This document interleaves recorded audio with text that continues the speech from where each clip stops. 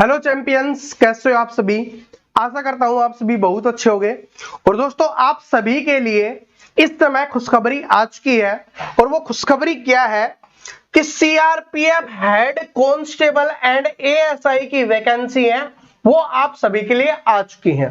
तो दोस्तों, इस वीडियो में हम उसी के ऊपर बात करने वाले हैं। देखिए, बहुत ही शानदार वैकेंसी होने वाली है। इसकी स्टार्टिंग करूं उससे पहले ही आपको बता देता हूं, ये बहुत ही ज्यादा शानदार वैकेंसी होने वाली है। ऑफिस की सबसे बेस्ट जॉब होने वाली है। आपको एसी में बैठकर आराम से काम करना होता है। बहुत ही मजेदार जॉब होती है। और इसके साथ साथ एक चीज और बता देता हूं, ये लगभग 6 से 7 साल के बाद आई है। तो आपको ये मौका मिला है। बहुत कम स्टूडेंट को ये मौका मिल पाता है। जब हम तैयारी कर रहे थे उस समय ये वैकेंसी आई थी और इसका पेपर भी मैंने पास किया था। ठीक है, मैं आपको बता देता हूं। तो ये क्या है कि 6 से 7 साल के बाद आ रही है, तो पता नहीं दोबारा कब मौका मिलेगा। ऐसा हसीन मौका बार बार नहीं मिलता। साथ में यहां पर देखिए, सैलरी की बात की जाए तो बहुत अच्छी खासी सैलरी आपको यहां पर देखने के लिए मिलती है। और सारी चीजों के बारे में हम यहां पर बात कर रहे होंगे। मैं आपको नोटिफिकेशन दिखा देता हूं। और साथ में देखिए, बहुत सारी चीजें इसी वीडियो में आपको बताने वाला हूं, तो वीडियो को पूरा जरूर देख लेना, आपके लिए बहुत ज्यादा इंपॉर्टेंट होने वाला है। देखिए, सबसे पहले बात करें यहां पर, अगर हम देखें तो यहां पर एएसआई की वैकेंसी है वो 143 वैकेंसी है। और इसी के साथ साथ अगर हम बात करें हेड कांस्टेबल की, तो 1315 वैकेंसी आपको यहां पर देखने के लिए मिली है। 1300 प्लस वैकेंसी आपको यहां पर देखने के लिए मिली है। उस समय बहुत कम वैकेंसी आई थी, मुझे कंफर्म तो ध्यान नहीं है, लेकिन इसके आधे से भी शायद कम होगी या आधे के आसपास होगी। बहुत कम वैकेंसी इसकी आती है, लेकिन अच्छी खासी वैकेंसी इस बार आई है। जिसको ये लग रहा है ना कि कम वैकेंसी है, भाई बहुत ज्यादा है। सीआरपीएफ हेड कांस्टेबल के लिए बहुत ज्यादा वैकेंसी है, तो इसको देख के ये मत सोचना। अब यहां पर सैलरी मैं दिखा देता हूं, मोटिवेशन मिल जाए, एनर्जी मिल जाए। तो सैलरी देख सकते हो हेड कांस्टेबल की, यहां पर सैलरी 81,000 तक जाती है। ठीक है, 81,000 तक आपकी सैलरी जाने वाली है। इसके अलावा आप जिस स्थान पर रहते हो उसके अलावा बहुत सारे भत्ते वगैरह जो भी मिलता है वो तो आपको मिलता ही है, उसके बारे में आपको पता ही होगा। ठीक है, अब बात आती है सर जी इसमें एज क्या मांगी गई है। तो इसमें जो एज मांगी गई है ना, वो है दोस्तों 18 से 25 साल। 18 से 25 साल आपकी एज मांगी गई है इसमें। तो 18 से 25 के बीच में अगर आप बिलोंग करते हो तो आप इसका फॉर्म भर सकते हो। इस बात को भी नोट कर लेना। ठीक है, आगे हम चले। आगे आपको बता देता हूं कब से इसके ऑनलाइन फॉर्म शुरू हो रहे हैं। तो 4 जनवरी 2023 से इसके ऑनलाइन फॉर्म शुरू हो रहे हैं। तो जो स्टूडेंट 4 जनवरी 2023 का वेट कर रहा है कि इसके फॉर्म भरे जाएंगे, उसके बाद में हम फॉर्म भरेंगे, ठीक है, तो वो फॉर्म की लास्ट डेट होने वाली है, वो होने वाली है 25 जनवरी। अब सर जी आप इतने जोश से बोल रहे थे कि फॉर्म भरेंगे, उसका मतलब क्या है।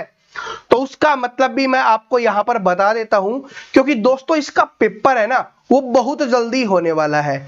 यहां पर पेपर की डेट भी दी गई है, वो मैं आपको दिखा देता हूं। जो पेपर की डेट है ना वो बहुत ही जल्दी है। ऐसा नहीं कि बहुत ज्यादा वेट करना पड़ेगा, बिल्कुल भी नहीं है। 22 फरवरी से लेकर 28 फरवरी 2023 तक आपका पेपर होने वाला है। यानी 22 फरवरी से 28 फरवरी तक आपका पेपर होने वाला है। आज आप डेट देख लो, 2 महीने से भी कम का समय आपके पास बचा हुआ है। 2 महीने से भी कम का समय, या बोल सकते हो सिर्फ 50 दिन का समय आपके पास बचा हुआ है, जिसमें आपको मेहनत करनी है। पेपर बहुत ज्यादा हार्ड नहीं आता। पेपर कैसा आता है, किस लेवल का आता है, कौन कौन से क्वेश्चंस आते हैं, सारी चीजें के ऊपर हम डिस्कस करेंगे। लेकिन पहले देख लो इसमें क्या क्या इंपॉर्टेंट है। सारी चीजें बताऊंगा, प्रीवियस ईयर पेपर भी सोल्व करवाऊंगा, सब कुछ आपको बताने वाला हूं। लेकिन सबसे पहले देख लो, ठीक है, कंप्यूटर बेस्ड आपके जो एडमिट कार्ड है, सबसे अच्छी बात है बता दिया है, एडमिट कार्ड भी है, वो 15 फरवरी को जारी कर दिए जाएंगे। सारी जानकारी आपको इसमें प्रोवाइड करवा दी गई है। पेपर सर कैसे होने वाला है, पेपर देखिए ऑनलाइन फॉर्म भरे जाएंगे। फॉर्म भी कैसे भरे जाएंगे, ऑनलाइन फॉर्म भी भरे जाएंगे। इसमें होगा क्या क्या उसके ऊपर बात कर लेते हैं। सबसे पहले दोस्तों आपका कंप्यूटर टेस्ट होगा। नहीं दिख रहा कोई बात नहीं, मैं बोल रहा हूं उसको सुन लो। कंप्यूटर टेस्ट होगा, आपका स्किल टेस्ट होगा, यानी आपकी टाइपिंग होने वाली है, आपका फिजिकल होने वाला है, जो फिजिकल टेस्ट होगा, डॉक्यूमेंट्स वेरिफिकेशन होगी, मेडिकल होगा और उसके बाद आप सभी का सिलेक्शन हो जाएगा। तो ये चीज होने वाली है, ठीक है। पहले टेस्ट, फिर कंप्यूटर टेस्ट, उसके बाद आपका फिजिकल, उसके बाद डॉक्यूमेंट वेरिफिकेशन और उसके बाद आपका मेडिकल और सिलेक्शन। इसमें सबसे पहली चीज बता देता हूं, ना मेडिकल में इतना ज्यादा हार्ड चेक किया जाता है, ना डॉक्यूमेंट्स वेरिफिकेशन, अगर आपके ठीक है डॉक्यूमेंट्स तो चल जाता है काम। फिजिकल भी हार्ड नहीं होता, आगे आपको बता दिया जाएगा, वो भी हार्ड नहीं होता है, तो उसकी टेंशन लेने की आवश्यकता नहीं। हाइट, चेस्ट, वेट वगैरह चेक किया जाता है, बाकी कुछ भी नहीं होता इतना ज्यादा हार्ड। जो कंप्यूटर टेस्ट होता है वो भी बहुत ज्यादा हार्ड नहीं होता, स्किल टेस्ट होता है, यानी कि टाइपिंग वो हार्ड होती है। अब इससे घबराना नहीं, कैसे क्या करना है वो अभी मैं आपको बता देता हूं, ठीक है। चलो अब आगे चल लेते हैं, ये तो पोस्ट वगैरह के बारे में दिया गया है, इसमें सिंपली अपना इतना ज्यादा कुछ है नहीं, अपने जो भी डॉक्यूमेंट्स वगैरह है वो बना लेना भाई, ठीक है। जिसने 12th कर रखी है वो अपना इसको फॉर्म को भर सकता है, ठीक है। इंडिया का स्टूडेंट होना चाहिए, इंडिया का होना चाहिए। इसके अलावा जो सर्टिफिकेट में छूट दी जाती है SC ST OBC, उनको यहाँ पर छूट भी देखने के लिए मिलेगी, तो वो भी यहाँ पर क्लियरली लिखा गया है। अब जो मेन इंपॉर्टेंट है आपका, उस पे हम आते हैं, ठीक है। जो मेन इंपॉर्टेंट है, जो जिसके लिए आप सबसे ज्यादा आपके लिए जरूरी है, यहाँ पर सेंटर वगैरह भी दिए गए हैं, हर स्टेट का अलग अलग दिया हुआ है। आंध्र प्रदेश के लिए, कर्नाटक के लिए, झारखंड के लिए, मणिपुर के लिए, उत्तर प्रदेश के लिए, हरियाणा के लिए, यूपी के लिए, बिहार के लिए, हर स्थान के लिए यहाँ पर सेंटर आपको बता दिए गए हैं। अब मेन चीज आता है सिलेबस। अब सिलेबस देखिए इसमें क्या है, सिलेबस पहले 200, देखिए मैं आपको बताता हूं, जब हमने दिया था उस समय इसमें 200 क्वेश्चंस आते थे, लेकिन इस बार क्या कर दिया गया है, 100 क्वेश्चंस आएंगे 100 नंबर के, ठीक है। 100 नंबर के आने वाले हैं, 100 क्वेश्चंस आने वाले हैं, 90 मिनट का समय दिया जाएगा, यानी 1.5 घंटे का समय आपको दिया जाएगा। हर एक से 25-25 क्वेश्चंस आएंगे। जैसे हिंदी या इंग्लिश आपके ऊपर डिपेंड करता है, जो स्टूडेंट हिंदी लेना चाहे हिंदी ले सकता है, इंग्लिश लेना चाहे हिंदी इंग्लिश ले सकता है, ठीक है। इसके अलावा जनरल एप्टीट्यूड है वो भी 25 का आता है, जनरल इंटेलिजेंस है वो भी 25 का आएगा, जो आपका एप्टीट्यूड है तो वो भी 25 का आने वाला है, यानी चारों के चारों सब्जेक्ट आपके 25-25 नंबर के यहां पर होने वाले हैं, तो आपको घबराने की आवश्यकता नहीं है। पहले इसमें क्लरिकल एप्टीट्यूड पूछा जाता था, इस बार उसको भी हटा दिया गया है। पिछली बार इसमें शायद नेगेटिव मार्किंग नहीं थी, लेकिन इस बार इसमें नेगेटिव मार्किंग है 1/4 की या 0.25 की नेगेटिव मार्किंग भी आपको देखने के लिए मिलेगी, जो पढ़ने वाले स्टूडेंट के लिए बहुत ज्यादा फायदेमंद होती है। जो तुक्के लगाने वाले होते हैं उनको यहां पर नुकसान होने वाला है, तो ये बात समझ गए।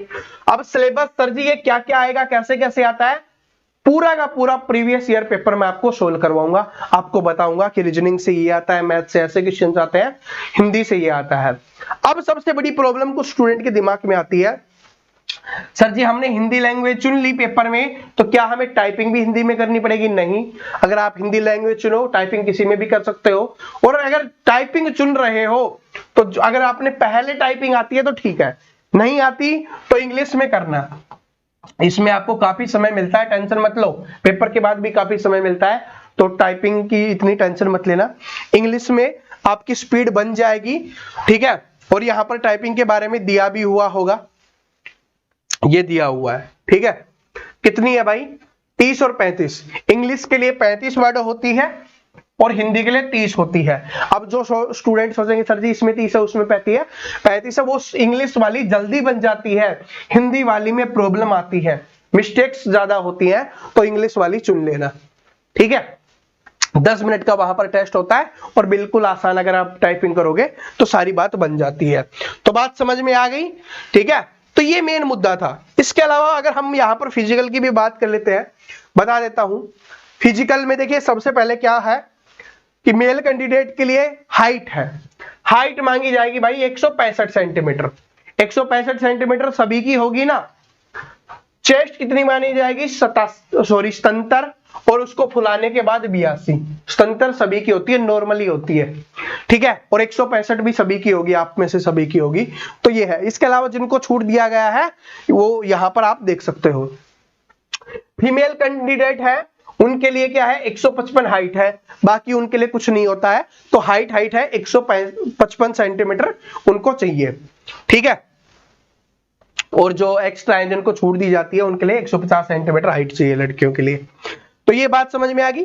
तो दोस्तों अब ये है आपके पास, इसमें और कुछ भी नहीं है, सिंपली आपके पास क्या होना चाहिए, 10th की मार्कशीट होनी चाहिए और 12th की मार्कशीट होनी चाहिए, बाकी आपका सब कुछ बन जाएगा। तो ये चीज है।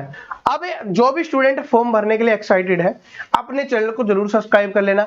आप सर जी सब्सक्राइब करेंगे क्या फायदा होगा, ये तो बहुत सारे लोगों ने हमको बता दिया है, आप इसमें कुछ क्या स्पेशल करने वाले हो। तो दोस्तों मैं आपको बता देता हूं, मैं अगले ही वीडियो में आपके लिए प्रीवियस ईयर पेपर का एनालिसिस करने वाला हूं। कहीं नहीं मिलेगा, बहुत कम जगह मिलेगा, और मिलेगा तो फेक मिलेगा, ठीक है। बड़ी मेहनत से हमने ये प्रैक्टिस सेट जो आपके पेपर है वो निकाले हैं, आपको यहां पर दिखा देता हूं। ऐसे क्वेश्चंस आपके पेपर में आते हैं, ये जैसे ही रुकेगा आपको दिख जाएगा।